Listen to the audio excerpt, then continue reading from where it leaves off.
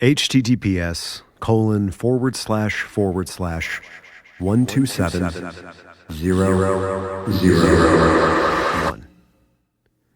Imagine an army, or like a squadron of an army. Now these guys, this squadron, they're running riot on enemy terrain. Every day they're getting a new radio command telling them to take this city or raid this armament or storm this fort. And these guys are ruthless.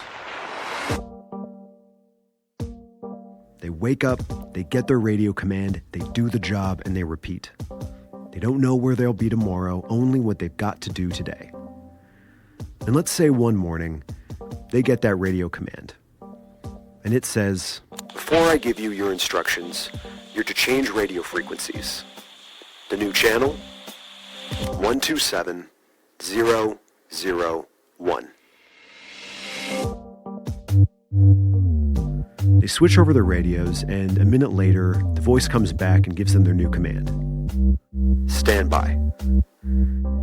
So for one whole day, the feared band of men sits and waits. They let their heart rate drop a little. They enjoy the balmy weather and a nice warm night.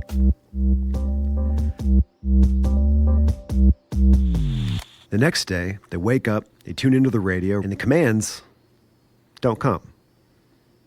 They wait and they wait until one of the men finally asks if they should check the old frequency.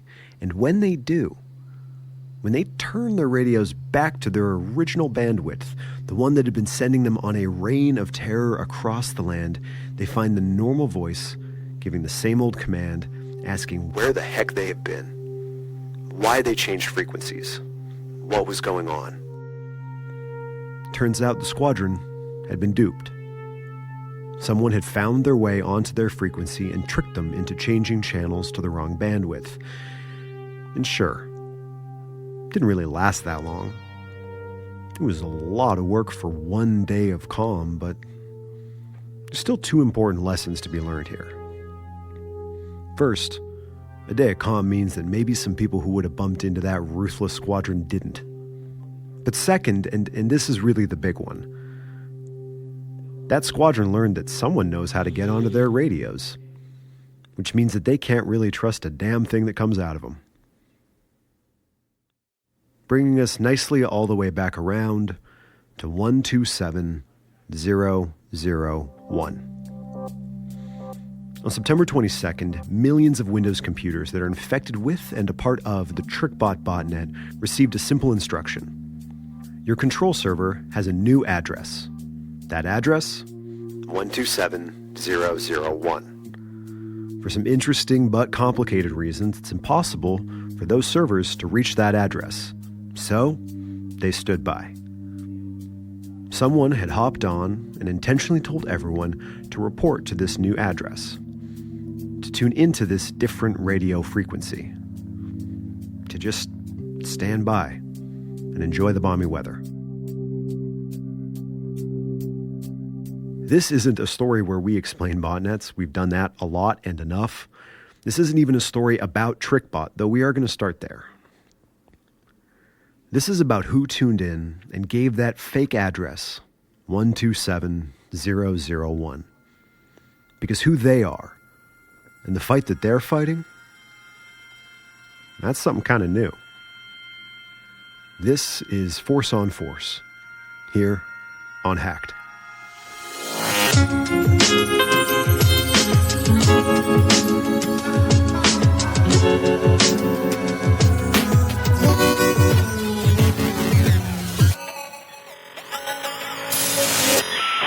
We're going to come dangerously close to breaking a promise in this episode. I don't make any promises that I don't keep, Jordan. Well, you're going to come real close to explaining what a botnet is. I think I've done that like 9 times. So maybe we could just pull a sample out of a previous episode. I think we can rely on people knowing what a botnet is in this episode. Y'all know what a botnet is. Y'all know what a botnet is. Let's move forward assuming that you know what a botnet is. Just pause this episode and go back in time. Look at some of the previous episodes that have botnet in the title. So this is a story about Trickbot. And an important thing to know about Trickbot is that Trickbot is a botnet for hire. Scott, what is a botnet for hire? Well, it's a botnet, which I'm not going to explain what it is, that you pay money to access and leverage.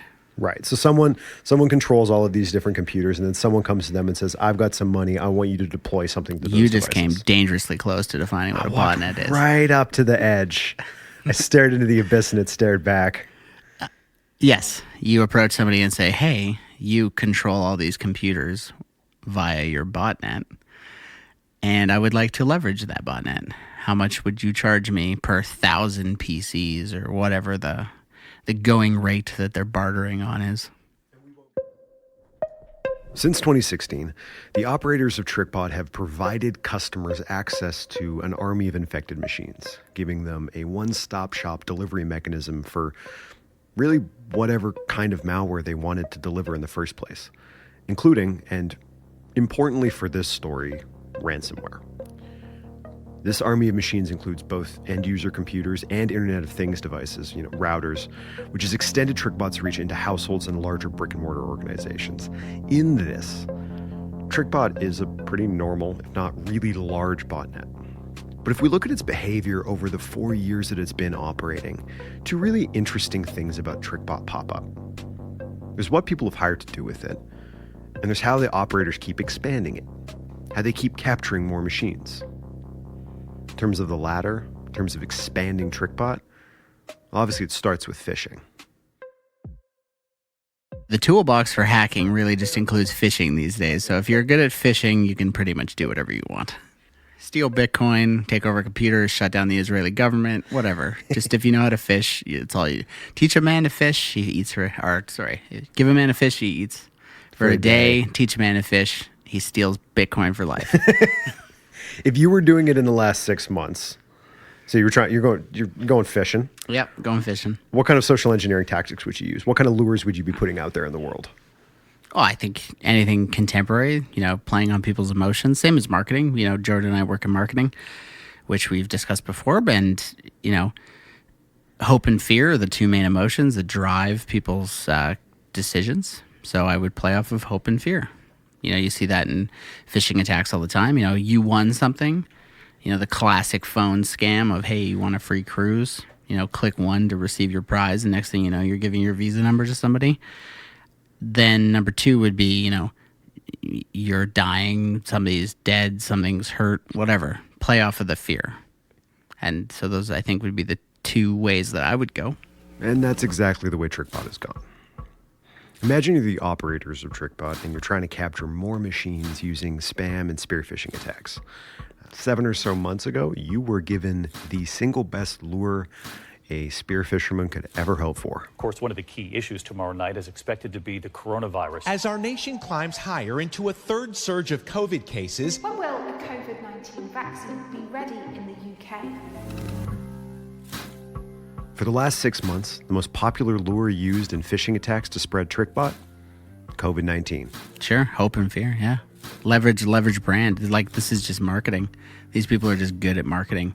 Look at whatever Outbrain, which is one of those crappy link companies that you go to a news site and next thing you know, there's 5 Outbrain articles linked off of it being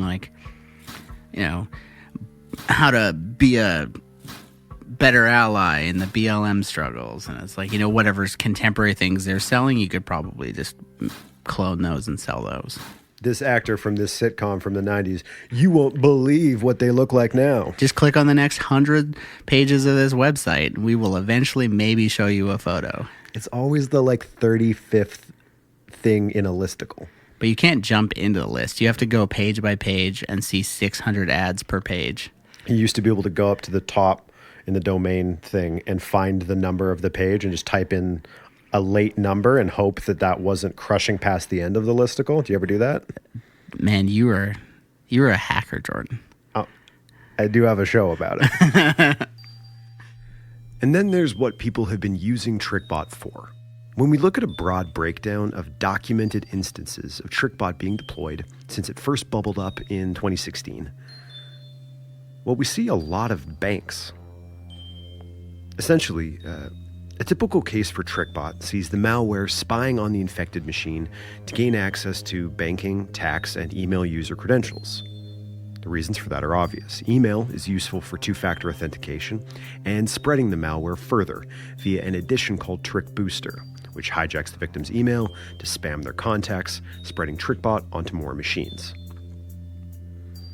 But a few years ago, everyone realized all at once that between SMS, biometric, and really any form of two-factor authentication, stealing banking information had become a really colossally difficult way to make money. And a lot of people just switched over to ransomware because it's less time-consuming. Totally. If you control someone's computer and you can routinely ransomware attack them, and they routinely and consistently pay, then why not? As the general hacking community switched to ransomware, so too did Trickbot's users. Which is all to say that the answer to the question, what is Trickbot used for and how does it spread, is really whatever its user base wants to use it for. Which is sort of unsatisfying until you start to think of Trickbot more like a platform. It's like asking, what do people use an OS for? The answer is whatever they want. Trickbot is a tool, and tools have many, many uses. This is the part in the story when it's useful to stop picturing a Trickbot victim as an individual user and start imagining something a little bit bigger, kind of like an institution. Let's start with a hospital. Why would it be useful to infect a hospital with Trickbot? Sure.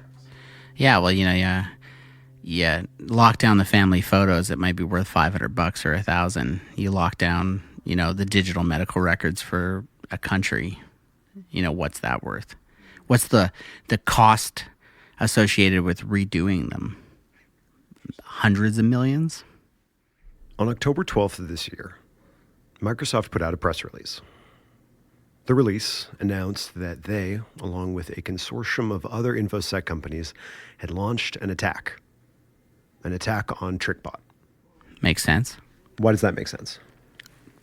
It's attacking their computers. They're running Windows operating system. Windows is the vulnerable target for Trickbot. It makes sense that Windows and Microsoft and the programmers at Windows would have a better understanding of things they can do inside the operating system to bar it, block it, disable it, control it, etc. I want to go back to that army metaphor. The army facing down our rogue squadron. The army facing down Trickbot would seem at first blush to be led by Microsoft. And if you stopped reading the news coverage up until that very specific point, you'd be left rightfully thinking that was the case. That October 12th document I cited earlier was an announcement that Microsoft had taken action after the United States District Court for the Eastern District of Virginia granted their request for a court order to halt Trickbot. And this is where that false radio signal, that made-up IP address come in. Here's an important and I think interesting quote from Microsoft. It's a little long, but, quote, "During the investigation that underpinned our case, we were able to identify operational details, including the infrastructure Trickbot used to communicate with and control victim computers, the way infected computers talk to each other, and Trickbot's mechanisms to evade detection and attempts to disrupt its operations. As we observed the infected computers connected to and receiving instructions from command and control servers, we were able to identify the precise IP addresses of those servers. With this evidence, the court granted approval for Microsoft and our partners to disable the IP addresses, render the content stored on the command and control servers inaccessible, suspend all services to the botnet operators, and block any effort by the Trickbot operators to purchase or lease additional servers." Sounds comprehensive. Sounds like they took Trickbot down. Before we get to whether or not that's actually the case, I wanted to know why. Beyond just altruism, beyond the fact that most of these infected machines are Windows machines and that's bad for Microsoft's bottom line, why did the government give them the authority to lead this attack on Trickbot servers in the US? Right now, with everything going on in the world. The answer? Elections. Right after this break.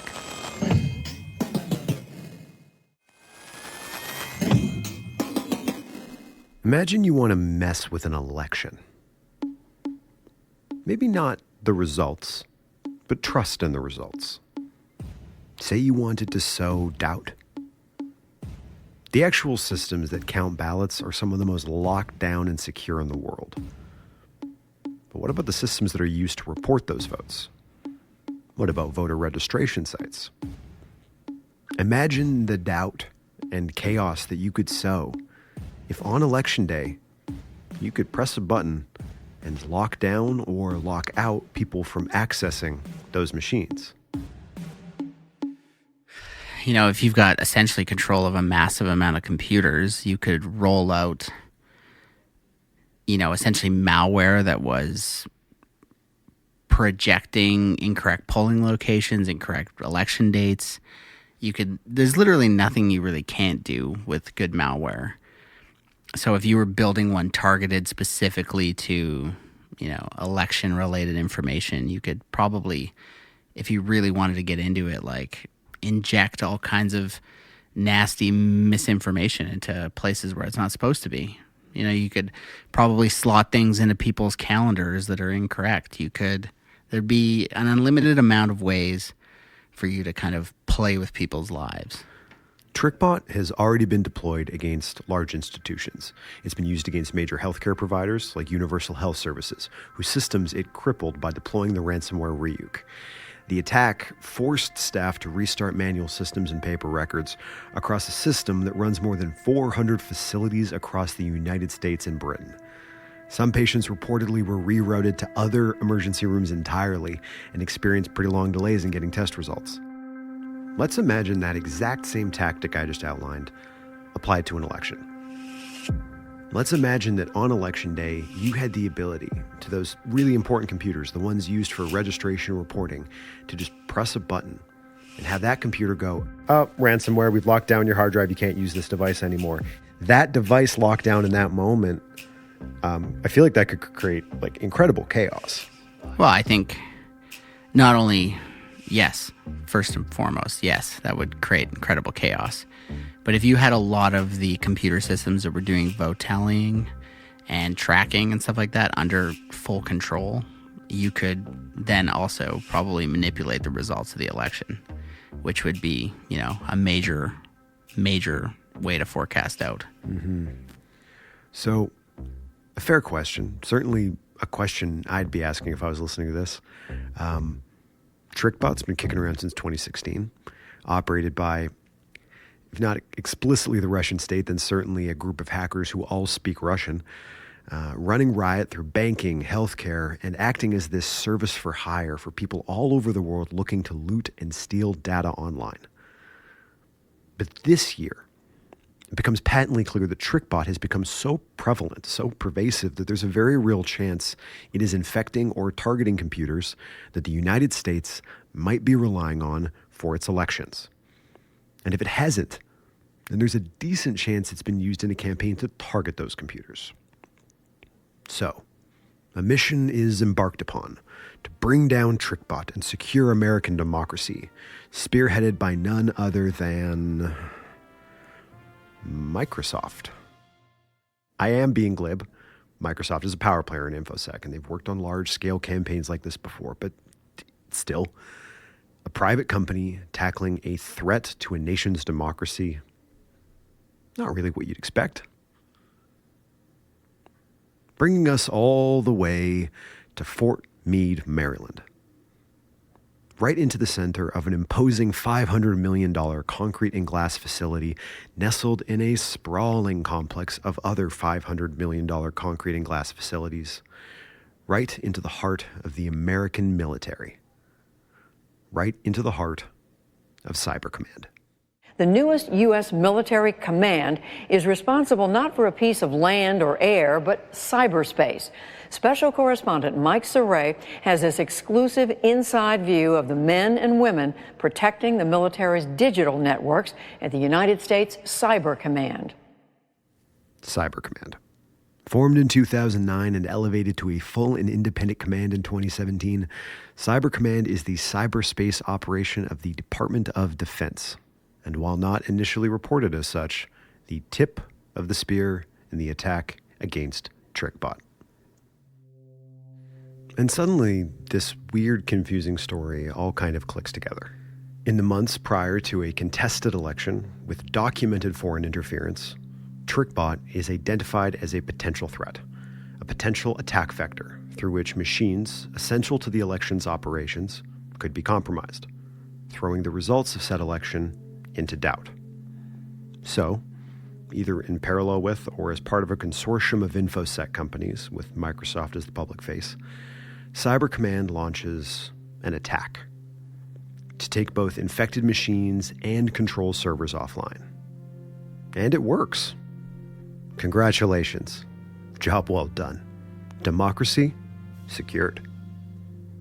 Until a few days after the seizure of Trickbot's US servers, some spam goes out, trying to lure in new machines to join none other than Trickbot. U.S. intelligence group Intel 471 reported that within 4 days after the attack, Trickbot was back up and running. Admiral Mike Rogers commands both the NSA and U.S. Cyber Command. Today, we face threats that have increased in sophistication, magnitude, intensity, volume, and velocity. So here's what happened. This operation, the one we've been talking about, did take down all of Trickbot's command and control servers in the United States.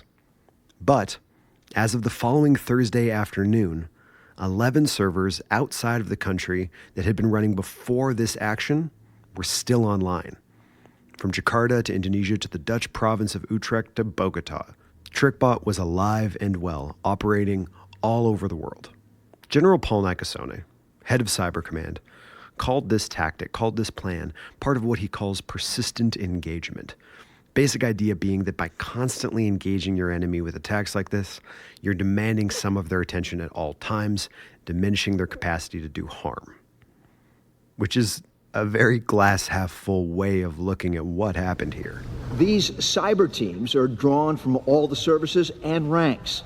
Some were trained by the military, others were recruited for their cyber skills. You know, it's not like fighting a war in another domain where you deploy troops, you fight, you go home. Conflict in the cyber domain is constant. At the results of Cybercom's first official cyber attack meant to disable the means for an enemy cyber attack, what's known as a force-on-force attack. In a way, Cybercom attacking Trickbot is historic. Actually, no. I want to unpack that a little bit. Saying it's the first force-on-force attack that the U.S. has ever launched, and we got that language from a pretty in-depth Wired interview with Paul Nakasone, it's kind of making a distinction without a difference. Like, I'm sure there's a way to explain how this attack against Trickbot is different than the attack the U.S. launched in 2012 against Iran, but I can't think of what it is.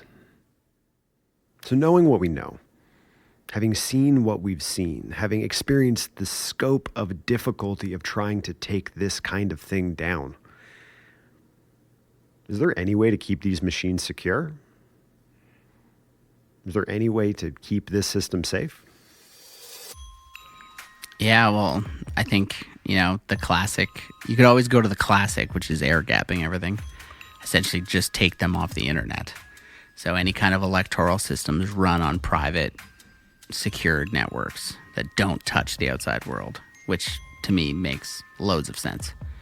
I think moving the Hydra, moving the head of the Hydra from American servers back to native Russian servers or, wherever they need to be, is fine. I think there's a lot of control that the governments have over data traffic coming in and out. So they probably have the ability to filter out a lot of, if they can pinpoint, precision, choose, and know the addresses that it's communicating through, they can probably do a lot of work to disable it at the nation level, which doesn't do anything to the actual Hydra itself besides cut off an arm. The American arm of it's missing. But even then, they're probably so smart that there's other ways to backdoor into them and teach them and get them to train. Bypassing any kind of control these days seems pretty easy. We have technological snooping and monitoring on our communication devices. So, I listened to a podcast the other day about a drug ring out of Colorado called The Syndicate, and they were using some iOS games messenger platform inside of it. And it's nobody's looking for illegal communications there. So I'm sure these malware bots are not using just dedicated network traffic and like connecting between each other, but they're using other types of platforms and stuff to communicate. Is the takeaway then that like it feels defeatist to say this, but is the idea that, okay, well, if chaos machines exist, that we cannot turn off, we cannot disable, there are too many of them and they're too plentiful, is the result then that we just need to find better ways to insulate our institutions from chaos? Like it's like you can't probably turn off the chaos machine at this point. People can create chaos in other countries' democracies. That seems to just be a thing that we have to now live with. Well, I think it's been a thing that we've lived with. It's just that I think we're a little bit more used to being friends of the people that were doing it rather than having it done too. And we've seen how just tricky it can be to bounce back from this, for a country to bounce back from something like this. It's possible, but it's tough. All you have to do is, like, if you try and comprehensively understand Venezuela, you will see that, like, nobody is pure. And I think that's, what has happened in the meddling that went on in Venezuela, we're starting to see happening in America. Everything is in doubt because of foreign influence, which arms both sides of the fight because everybody is pointing fingers at everyone else, which then just causes more chaos. And we've just gotten better at exerting influence. Yeah, I think everybody's gotten better at exerting influence. I think we're, as far as, mass social manipulation goes, I think it's only like a couple 100-year-old game that we've been playing, and we're getting new tools and new techs and new mediums and new platforms and new information to do it with. We didn't want to do a normal election episode, and this story is nice in that it kind of sneaks its way around to being about that. In the 4 years since our last election special, the tools that people use to sow distrust in an election have gotten, if not more powerful, then certainly more refined. And if this story of Trickbot, teaches us anything, as much of a grab bag of a story as it is, it's that elections and I guess democracies as a whole are kind of like a currency. Faith plays a big role. Once people lose faith, it becomes worth less. Most of that isn't hacking, it's social engineering and misinformation, but I think there are still really important lessons in the story of the attack on Trickbot about how fragile that trust can be. Scott and I are Canadian. We're witnesses to this American election that's happening after this episode drops, not participants in it. So I guess just all I really have to say is good luck. May this be the peak of the distrust and not the beginning. Thanks for listening.